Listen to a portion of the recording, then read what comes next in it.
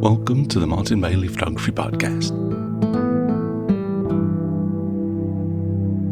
It's March 10, 2022, and this is episode 771. A few weeks ago, I talked about using a Canon camera as a webcam for ultimate video quality, and in the most part, that is still my favourite method of presenting in online seminars. With the Out of Chicago live event coming up this weekend though, I decided to pick up an AI-powered webcam that I've had my eye on for a while. It's a little device called an OBSBOT Tiny 4K, and although it isn't perfect, it's a useful enough device that I figured I'd share some details with you today. In general, I'm very happy with this little powerhouse of a webcam, although there are a few areas where it doesn't quite match my expectations. It's definitely a viable option for anyone that wants a little bit of movement in their presentations. The main idea behind the OBSBOT Tiny and its big brother, the Tiny 4K, is that it uses AI to track you around and watches for a few simple hand gestures as well. In a tongue-in-cheek way, I've called the camera semi-intelligent in the title of this post, because if this is AI, we don't have to worry about it starting a war with the robots in the near future. There are real people in the world doing much worse at the moment. I have to tell you that the video quality of this device isn't quite as good as I'd hoped. It's good, and compared to most webcams, it's really good. So I'm happy that I picked it up, but I'd not be telling you the truth if I was to say that the quality matches my expectations.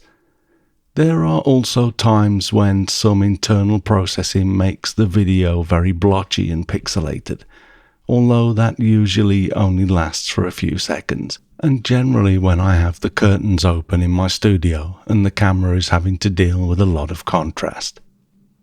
The camera works with a piece of software called OBSBOT TinyCam, which enables a number of features that would not be available without it. One of them is an HDR mode, which does a good job of evening out contrast extremes in some conditions. For example, if I'm in my studio with the lights on, the HDR mode helps to remove harsh highlights on my skin, while maintaining good light in the background. If I open my curtains during the day though, the HDR mode seems to go belly up and makes no difference in the video whatsoever, other than it's more likely to get pixelated when HDR mode is on. I'm not sure if the extremes are just so great that it throws its hands in the air, but there is pretty much no change at all when I have the curtains open and a strong light source outside.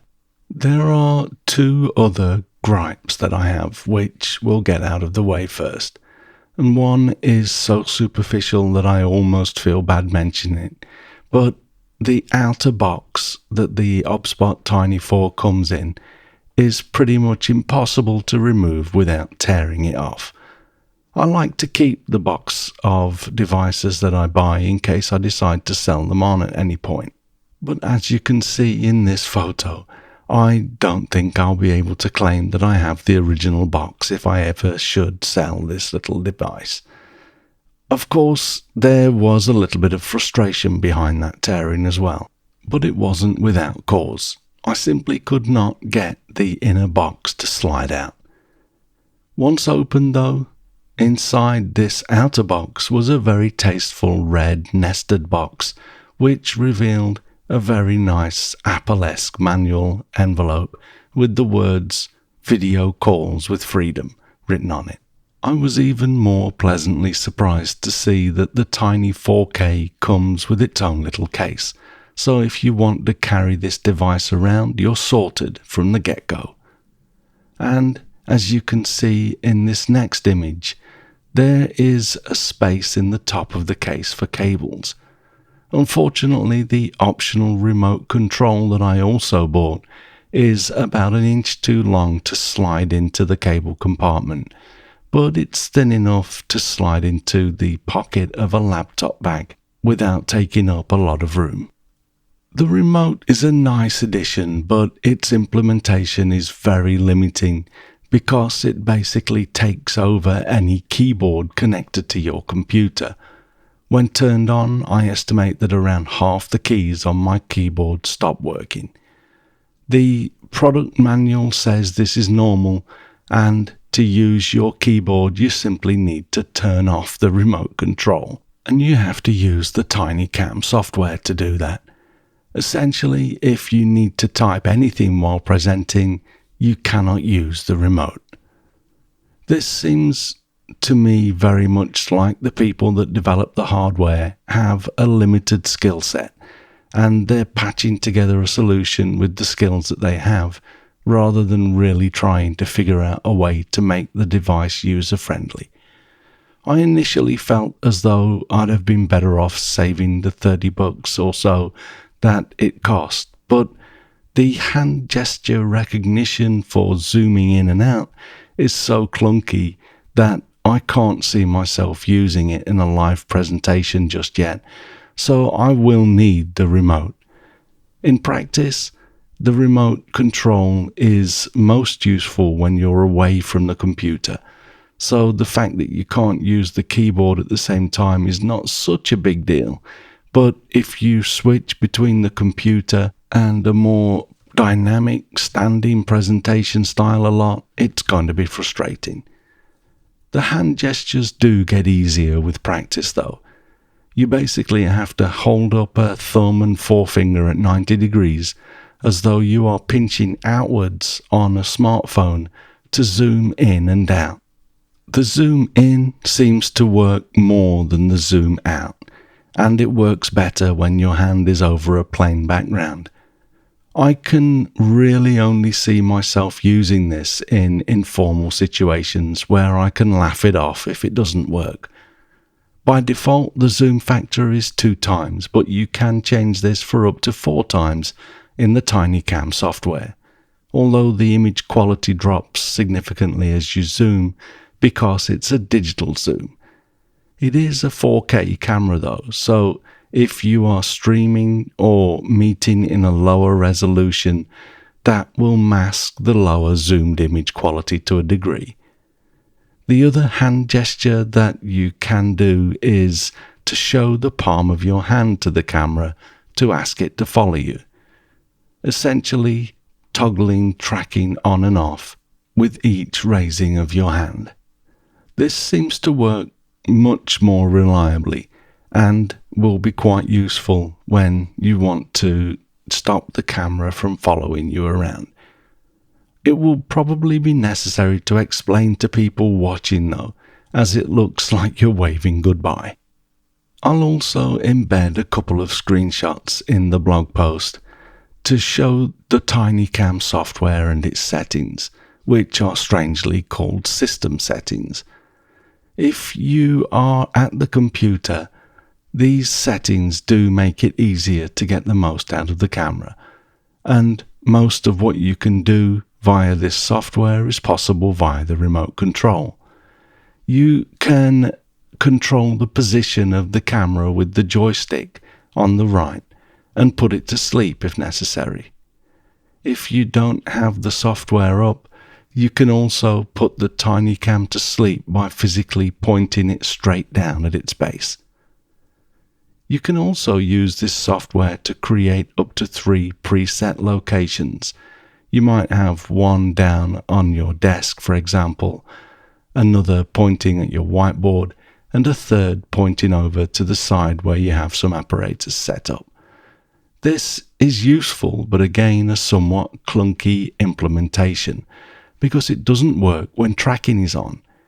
If you press a preset button on the software or on the remote control while tracking is turned on, the camera flicks off towards the specified location but then instantly tracks back to your face. It would seem much more intelligent to me if hitting a preset button would automatically disable tracking. Then you could restart tracking by holding up a hand. A nice touch is that there's a coloured strip below the camera that flashes blue when a gesture is recognised, so you get a visual confirmation. When tracking is on, there's a wider green strip, and when tracking is off, a narrower green strip. Personally, I think a better implementation would have been to use green while tracking and blue when not tracking, and simply show the wider strip momentarily when a gesture is recognized. This would be easier to see from a distance and more intuitive in my opinion. I should also mention that the Tiny 4K is equipped with a dual microphone that seems to be reasonably good, although it's not studio quality. It's good enough for most applications. On the whole, I'm happy with the OBSBOT Tiny 4K, and I'm looking forward to using it as part of my Out of Chicago live presentation this coming weekend, and of course in future online presentations and meetings. It's far from perfect, and I hope that the folks that created it continue to tweak the software and make it more intelligent. I'd also love to see changes in how the remote works. Rendering a computer's keyboard useless while turned on is not acceptable, even with the clear disclaimer. And a better fitting outer box would be nice too, but otherwise it's a nice little camera. This episode is not sponsored in any form. I paid for my unit and I have not contacted the manufacturers regarding this post. I wasn't able to find the remote on Amazon.com, but I'll include an affiliate link in this post. So if you'd like to help out by using our links, if you decide to pick up one of these cameras yourself, then go to the post at mbp.ac/771 and click on the links. I'll include links for Amazon and B&H if you prefer. But note that at the time of writing, B&H do not have this device in stock. Thanks very much for listening today. If you enjoy this podcast, please consider supporting us on Patreon, which comes with various tiers of benefits depending on your contribution. Although all tiers provide access to the full blog posts for more than 770 episodes, as well as access to the MBP community. For further details, check out our Patreon page at mbp.ac/Patreon. You can find me on Instagram, Facebook, Twitter and LinkedIn, and links to everything that I'm up to are at martinbaileyphotography.com, so do drop by and take a look. I'll be back next week with another episode, but in the meantime, you take care and have a great week, whatever you're doing. Bye-bye.